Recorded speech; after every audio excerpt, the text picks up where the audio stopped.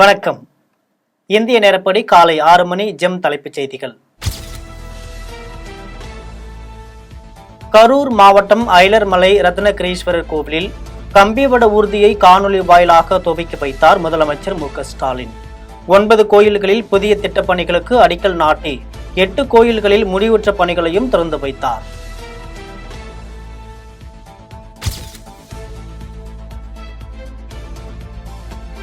தமிழக மீனவர்களை விடுவிக்க நடவடிக்கை எடுக்க வேண்டும். வெளியுறவுத்துறை அமைச்சர் ஜெய்சங்கருக்கு முதலமைச்சர் மு.க.ஸ்டாலின் கடிதம்.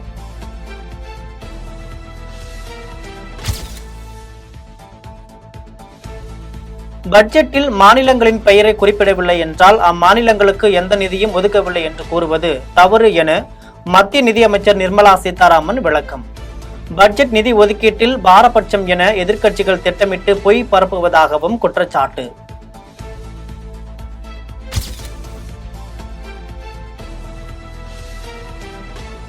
ஒடிஷாவில் ஆளுநர் மகனை கைது செய்ய கோரி எதிர்க்கட்சிகள் அமளி.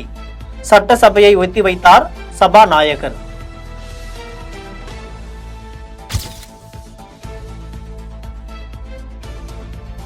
(2014 முதல் 2024 வரையிலான 10 ஆண்டுகளில் தமிழகத்திற்கு ரூபாய் 1,05,150 கோடி நிதி ஒதுக்கீடு. 2004 முதல் 2014 வரையிலான காங்கிரஸ் ஆட்சி காலத்தில் வெறும் ரூபாய் 8,054 கோடி மட்டுமே ஒதுக்கீடு செய்யப்பட்டது என அண்ணாமலை விமர்சனம்.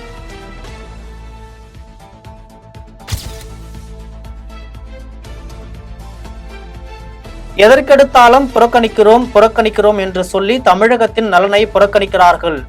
நிதி ஆயோக் கூட்டத்தை முதலமைச்சர் புறக்கணிப்பதற்கு தமிழிசை கண்டனம்.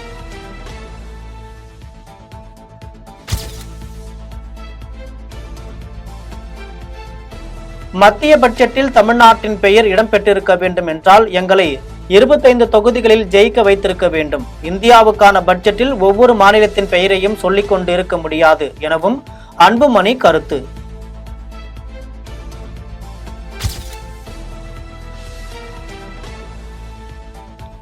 சென்னை மெட்ரோ ரயிலின் 2வது கட்ட பணிகளுக்கு மத்திய அரசு நிதி ஒதுக்க வேண்டும் என மாநிலங்களவையில் திமுக எம்பி KRN ராஜேஷ்குமார் வலியுறுத்தல்.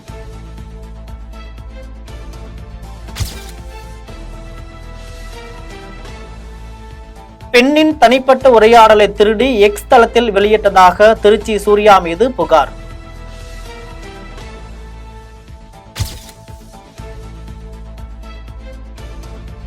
திருப்பூர் அருகே நள்ளிரவில் ஓட்டுநரின் கட்டுப்பாட்டை இழந்த ஸ்கார்பியோ கார் சாலையின் எதிர் திசையில் வந்த கண்டெய்னர் லாரி மீது நேருக்கு நேர் மோதி விபத்து.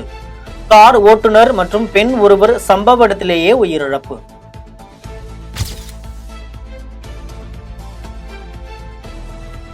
தங்கும் விடுதிக்குள் புகுந்த காட்டு யானைகள்.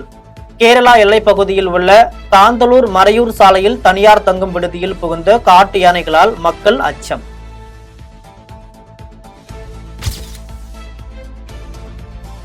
ஆகஸ்ட் மாதம் முதல் புதிய ரேஷன் ஸ்மார்ட் கார்டுகள் வழங்கப்படும். தமிழ்நாடு அரசு அறிவிப்பு. புதிய ரேஷன் ஸ்மார்ட் கார்டுகள் பெற 2,80,000 பேர் விண்ணப்பம்.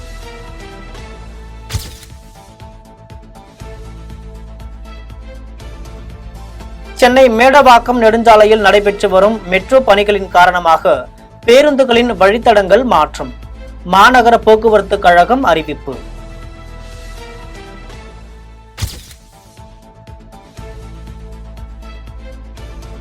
ராணிப்பேட்டை மாவட்டத்தில் 9,000 கோடி ரூபாய் முதலீட்டில் வாகன உற்பத்தி தொழிற்சாலையை அமைக்கிறது டாடா மோட்டார்ஸ். முதலமைச்சர் மு.க.ஸ்டாலின் அடுத்த மாதம் அடிக்கல் நாட்ட இருப்பதாக தகவல்.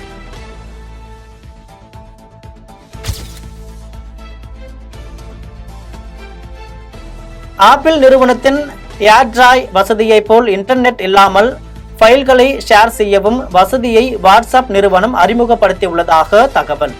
தற்போது இது பரிசோதனை நிலையில் உள்ளதாகவும் தகவல்.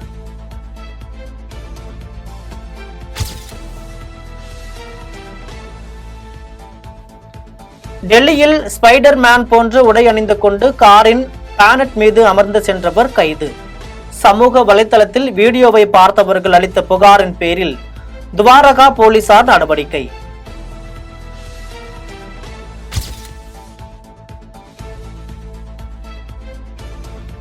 விமான விபத்து ஏற்பட்ட காத்மண்டு விமான நிலையத்தில் நேபாள பிரதமர் ஷர்மா ஒலி ஆய்வு. சௌரியா ஏர்லைன்ஸ் விமானம் கீழே விழுந்து நொறுங்கி தீப்பிடித்ததில் 18 பேர் உயிரிழப்பு.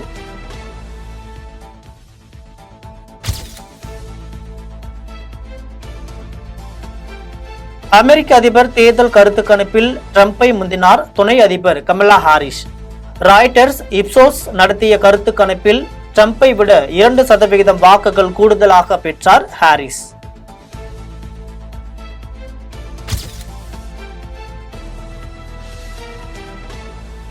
பிரேசிலின் ரியோ டி ஜெனிரோவில் சட்டவிரோதமாக செயல்படும் போதைப் பொருள் ஆலைகளின் கழிவுநீர் மூலம் கடலில் கலக்கும் கோக்கைன்.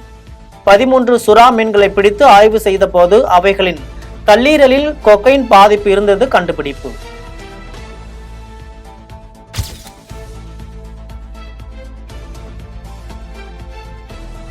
உலகின் சக்தி வாய்ந்த பாஸ்போர்ட் கொண்ட நாடுகளின் பட்டியலில் பிரான்ஸ் ஜெர்மனியை பின்னுக்கு தள்ளி முதல் இடம் பிடித்தது சிங்கப்பூர். 195 நாடுகளுக்கு விசா இன்றி செல்லலாம் என தகவல். ஜெம் செய்திகள் தொடர்கின்றன. ஜாஃபர் சாதிக் மனைவி மற்றும் அவரது சகோதரர் மீது சட்டவிரோத பணப்பரிமாற்ற பிரிவில் அமலாக்கத்துறை வழக்கு பதிவு. ஜாஃபர் சாதிக்கின் மனைவி மற்றும் அவரது சகோதரர் இருவர் சார்பிலும் உயர்நீதிமன்றத்தில் முன் ஜாமீன் கோரி மனு தாக்கல்.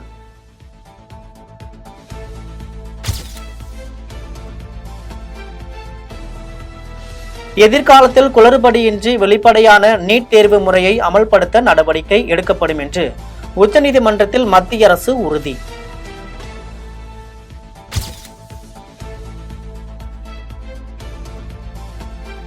சென்னை பெருநகர மற்றும் புறநகரில் இன்று ஓரிரு இடங்களில் மழை பெய்ய வாய்ப்பு.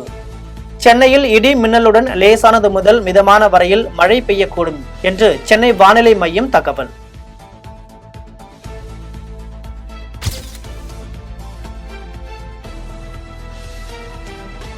சர்வதேச ஒலிம்பிக் கமிட்டி உறுப்பினராக முகேஷ் அம்பானியின் மனைவி நீடா அம்பானி மீண்டும் தேர்வு. பாரிஸ் நகரில் நடந்த ஒலிம்பிக் கமிட்டி கூட்டத்தில் இந்தியாவின் பிரதிநிதியாக ஒருமனதாக தேர்ந்தெடுப்பு.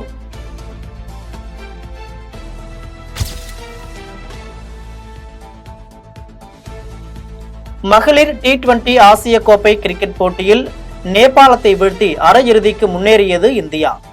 ஆட்டத்தின் முடிவில் இந்திய அணி கேப்டன் ஸ்மிருதி மந்தனாவுக்கு புத்தர் சிலையை பரிசளித்த நேபாள கேப்டன் இந்து பர்மா.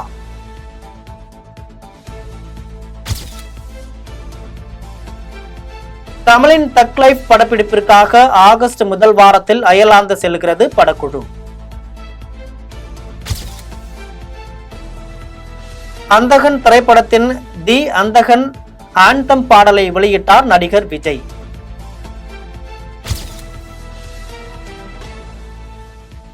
நடிகர் ஷேன் நிகாம் நடிக்கும் மெட்ராஸ் காரன் திரைப்படத்தின் டீசர் வெளியீடு.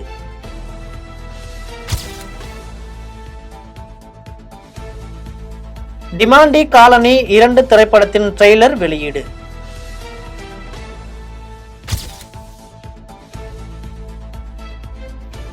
விருதுநகர் மாவட்டம் ஸ்ரீவில்லிபுத்தூர் அருகே உள்ள சதுரகிரி சுந்தர மகாலிங்கம் கோவில் ஆகஸ்ட் 4ஆம் தேதி ஆடி அமாவாசை திருவிழா. ஆகஸ்ட் 1ஆம் தேதி முதல் 5ஆம் தேதி வரை பக்தர்களுக்கு அனுமதி அளிக்கப்படுவதாக கோவில் நிர்வாகம் அறிவிப்பு. இத்துடன் ஜெம் செய்திகள் நிறைவடைகின்றன. மீண்டும் ஜெம் செய்திகள் காலை 8:30 மணிக்கு. உடனுக்குடன் செய்திகளை காண GemLive.tv என்ற இணையதளத்தில் இணைந்திருங்கள். நன்றி, வணக்கம்.